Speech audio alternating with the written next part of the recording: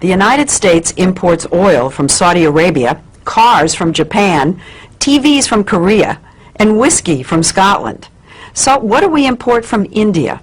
We import people, really smart people. And as you're about to see, the smartest, most successful, most influential Indians who've migrated to the U.S. seem to share a common credential. They're graduates of the Indian Institute of Technology, better known as IIT.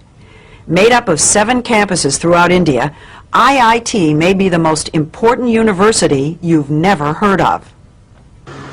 This is IIT Bombay. Put Harvard, MIT, and Princeton together, and you begin to get an idea of the status of this school in India. You compute the capacity of the column. IIT is dedicated to producing world-class chemical, electrical, and computer engineers. And then you plug this back in and you... With a curriculum that may be the most rigorous in the world. Getting here is the fervent dream of nearly every schoolboy. With a population of over 1 billion people in India, competition to get into the IITs is ferocious. Last year, 178,000 high school seniors took the entrance exam called the JEE. Just over 3,500 were accepted, or less than 2%. Compare that with Harvard, say, which accepts about 10% of its applicants. The IITs probably are the hardest school in the world to get into. In the whole world. To the best of my knowledge. Veena, significant would you say the impact of IIT graduates has been on the American technology revolution? It's far greater than most people realize. Microsoft, Intel, PCs, Sun Microsystems, you name it. I can't imagine a major area where Indian IIT engineers haven't played a leading role. Leading role.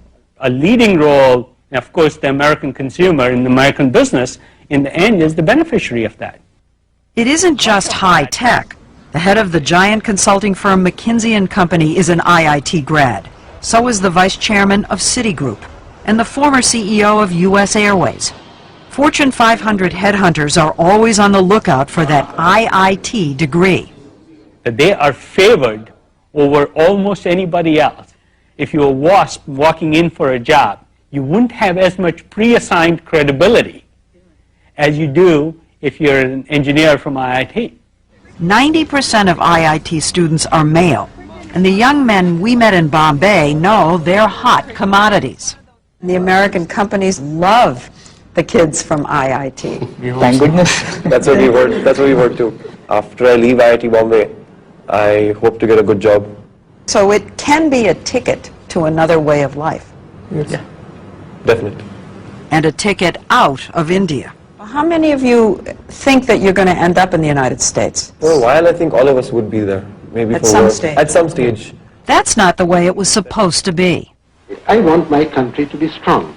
Nehru, India's first prime minister, created IIT 50 years ago, just after independence, to train the scientists and engineers he knew the nation would need to move from medieval to modern. He never imagined India would be supplying brain power to the whole world. Would you say that IIT graduates are India's most valuable export? Yes, undoubtedly. N. Ram, one of India's leading journalists, says that because the stakes are so high, a kid starts preparing early. Age 7, 8, 10. By the 10 you know whether you're made for it or not. 30 to about 8, they're grilled and then they go to school. Regular school? Regular school. 4:30 to 8 a.m.? Yes. Are you saying they do that every day? Yes, every day for that period. 2 years? Particularly 2 years. Classes 11 and 12. You do nothing but study. And parents hover and push and fret. I normally stay up all night and study for my exams. How many hours? It was close to 6 hours. 6 hours of testing, then an excruciating month-long wait for the results. They put them up on the web and you can call them up, and after 10 days you get a letter. So but it's on the web so everybody knows. Yeah. You never get your marks. You just get your All India rank. You just get your rank. Rank, so you first, second, third in the country. Right. Yeah. So it goes from So 1 everybody to 3,000 roughly. So if you were 2,999, everybody knows. Everybody knows, and you're considered really lucky. The top rankers get their photographs in the paper and all. So The high ranks, the high Yeah, ranks. he's one of of them. course. You were one of them? Yeah, somewhat, yeah. What number? I was 196. Did you get your picture in the paper? Oh, yeah. The ranking isn't just an ego trip. The top kids get to choose which campus they want and which major. It's a big deal in India. It is. Narayana Murthy, founder of the huge software company Infosys, is known as the Bill Gates of India. What about your own son?